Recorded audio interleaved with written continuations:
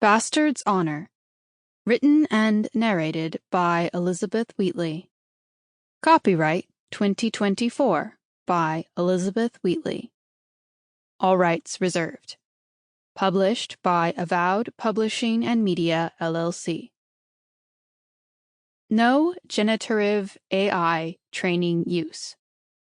For avoidance of doubt, author reserves the rights and grants no rights to reproduce and/or otherwise use the work in any manner for purposes of training artificial intelligence or machine learning technologies to generate text, text-to-speech, voice, or audio, including, without limitation, technologies that are capable of generating works in the same style or genre as the work, unless individual or entity obtains author's specific and express permission to do so.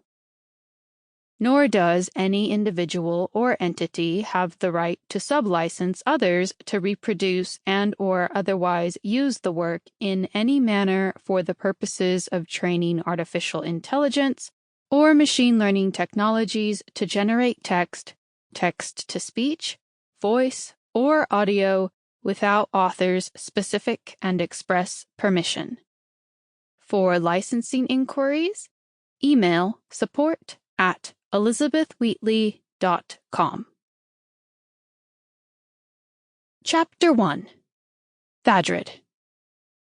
Thadred wasn't ignoring the Viscountess. Not strictly speaking. He just wasn't going to change his next words no matter what she said. So while I appreciate His Majesty's desire to honor the Empress and her people, many of us have concerns.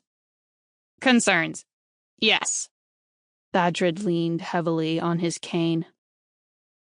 Viscountess Daphne had insisted on walking in the hedge maze, probably fearing they might be overheard.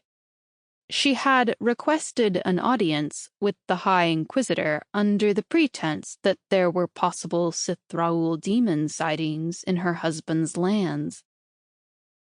Thadred's official imperial assignment these days was to make inquiries and investigate reports of the demons. However, it quickly became clear that Daphne had no concerns about the cythraul, as the conversation had quickly turned to politics. This proclamation threatens to undermine centuries of legal precedent. Sample complete. Ready to continue?